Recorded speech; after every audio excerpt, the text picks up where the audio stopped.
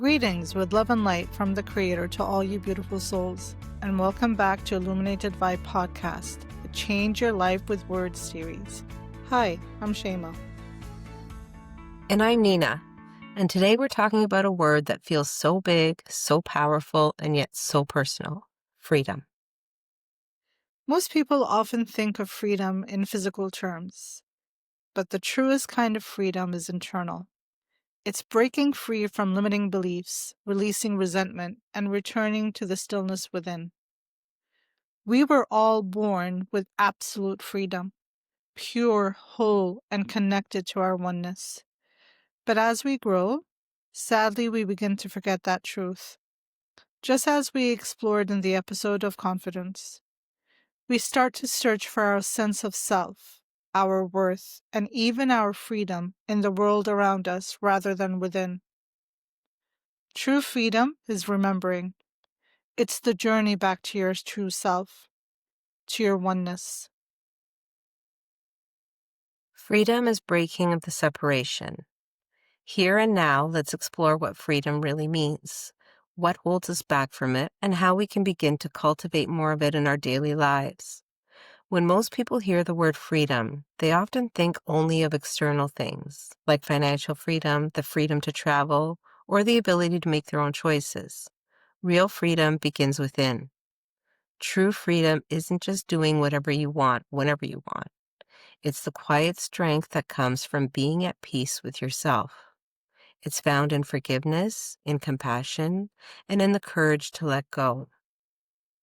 Yes, you can have all the external freedom in the world, but if you're still trapped by fear, self-doubt, or old patterns, you're not truly free. Real freedom honors boundaries, especially the sacred space of other beings' free will. It is not found in rebellion, but with the release, in the quiet moments where you choose compassion over control, acceptance over resistance. When you live with gratitude, acceptance, surrender, patience, and ease, you are free. Absolute freedom isn't outside of you. It's what happens when everything inside finally finds peace. So true. Freedom without honoring other beings' free will isn't freedom. It's imbalance. Internal freedom is about releasing the things that keep you stuck, whether that's guilt, expectations, or even the stories you tell yourself about who you should be. Take a moment and ask yourself, what am I still holding on to that's keeping me from feeling truly free? Let's take a closer look at what blocks you from being truly free. One of the biggest obstacles is fear.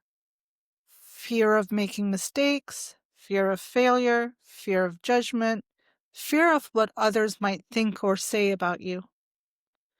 What do all these fears have in common? They all come from looking outside yourself for acceptance. They stem from wanting to be noticed, validated, or told, "Good job," by others instead of validating yourself. Here's the truth. You don't need permission to accept yourself. You don't need approval to grow. Staying stuck in fear isn't freedom. It's self-imprisonment. And the truth is, you're never truly stuck. You're just choosing to stay where it feels familiar. Real freedom begins when you accept yourself, when you start to embrace your mistakes, not with judgment or harshness, but with gentleness and love. Instead of scolding yourself, appreciate the courage it took you to show up, to do it, to unlearn and relearn, to take the next step. Without mistakes, how would you grow? Without failure, how would you discover what works? Celebrate your effort. Honor your willingness to keep going, even when things don't go perfectly. You are still doing the work, and that by itself is enough. You become free when you stop running from fear and start seeing it as an invitation to grow with compassion, patience, and trust in yourself. Another big block to true freedom is force. When you're trying to force something into place, it usually comes from a place of lack or a place of resistance. Rather than allowing things to unfold naturally, you're pushing against the current, resisting rather than flowing. Resistance arises when your thoughts and emotions are out of alignment with your true desires. It creates an inner conflict, tension, and struggle. As we touched on the episode about acceptance, resistance is the opposite of allowing.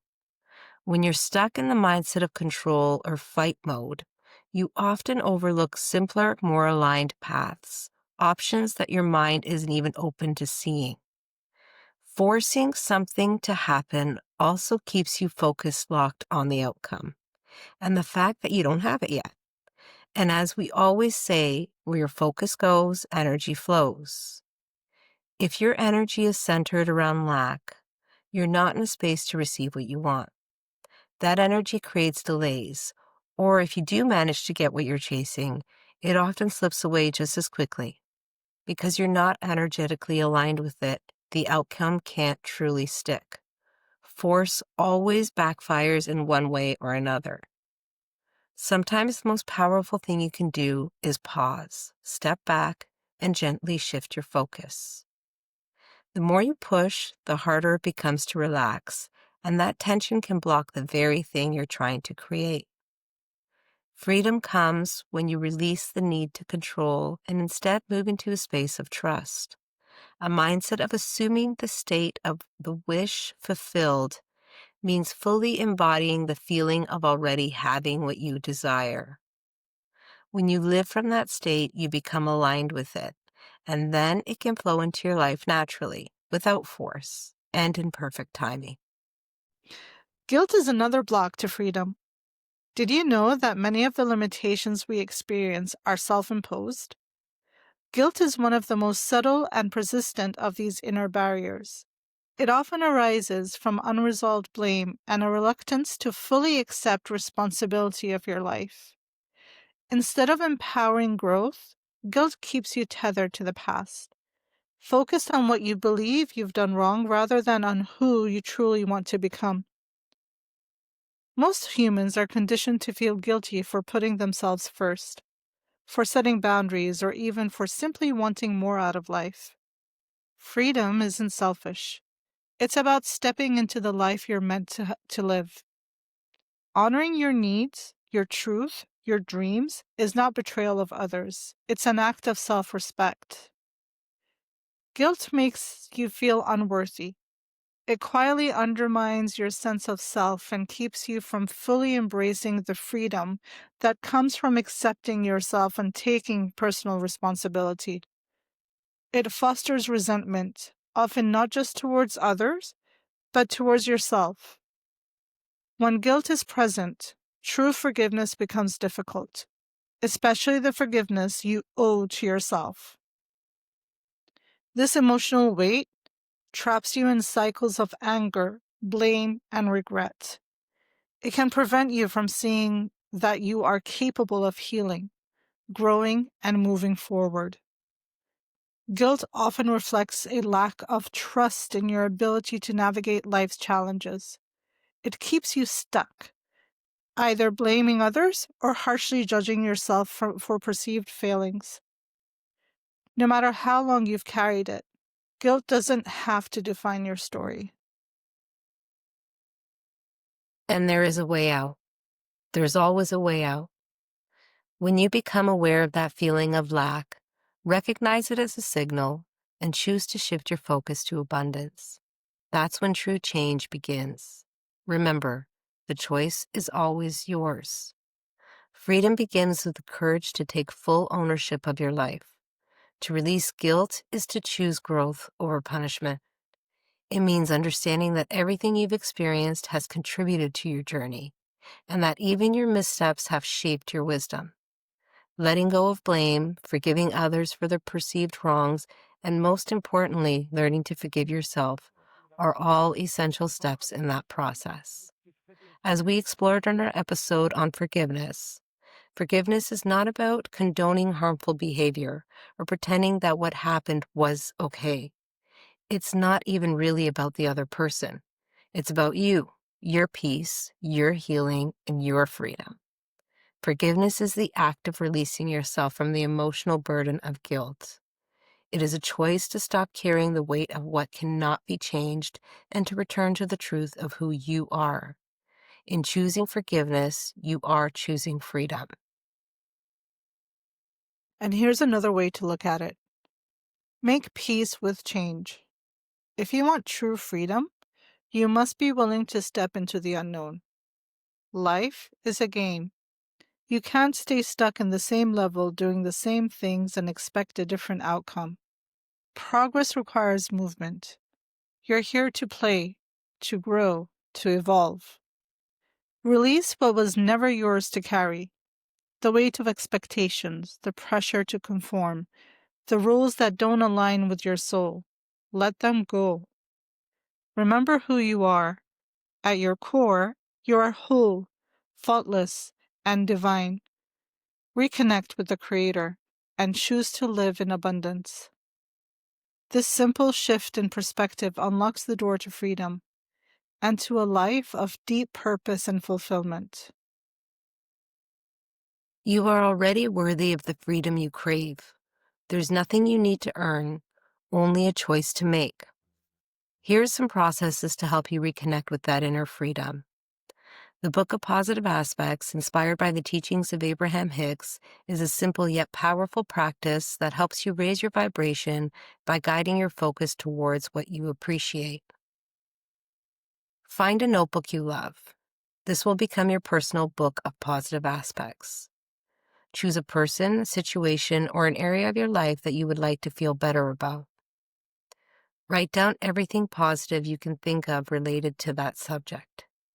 And reflect on what you value, admire, or feel grateful for when it comes to that subject. Once you've written your list, take a few quiet moments to sit with those words. Really feel the energy of appreciation and love behind them. As you focus on what feels good, you naturally begin to align with your higher self, tuning your vibration to a frequency that attracts more clarity, joy, and ease. So why does this practice work? It gently shifts your focus away from frustration or resistance and towards appreciation. It helps strengthen your emotional awareness and teaches you to trust your inner guidance. And over time, it can transform your mindset, boost your self-esteem, and deepen your relationships, both with yourself and with others. It encourages inspired action, helping your desires take form in the real world. This is more than just a journaling exercise. It's a way of reconnecting with your inner power and choosing to feel better, one thought at a time. Let this practice be light and enjoyable. There's no pressure to get it right. Just begin and let that feeling guide you forward. Alongside the Book of Positive Aspects, there is another practice we explored in the episode of Ease. It is called Practicing Feeling Better Thoughts. This gentle process is designed to help you become more aware of how you're feeling about specific subject and then consciously choose thoughts that offer even a slight emotional improvement. It's a subtle yet powerful way to shift your vibration and return to clarity. If you'd like a refresher on that process, I encourage you to revisit that episode. It pairs beautifully with this book of positive aspects. As you begin to connect with that deeper current of appreciation and clarity, you may start to feel the strings of something even more expansive, a remembering of your inherent freedom. Let these words remind you of what's already within you. This next process is also inspired by the teachings of Abraham Hicks. It's called a rampage of freedom. What you're about to hear is just an example. Let it inspire your own rampage. Make it personal and make it yours. And if it feels safe to do so, I invite you to gently close your eyes, take a breath in, and allow yourself to listen, to feel the words of this guided rampage of freedom. I am free, truly, beautifully, endlessly free. Free to feel good, to wake up and choose joy, to breathe deeply, relax, and trust. free to think clearly, to follow thoughts that uplift, to focus on what calls me forward, free to guide my mind and create my experience, free to be who I really am, to align with the energy that creates worlds, to feel my fulfillment and flow in well-being. I am free to witness life unfolding, to choose thoughts that feel better and better, to create through joy, satisfaction, and play. And in my freedom, I harm no one.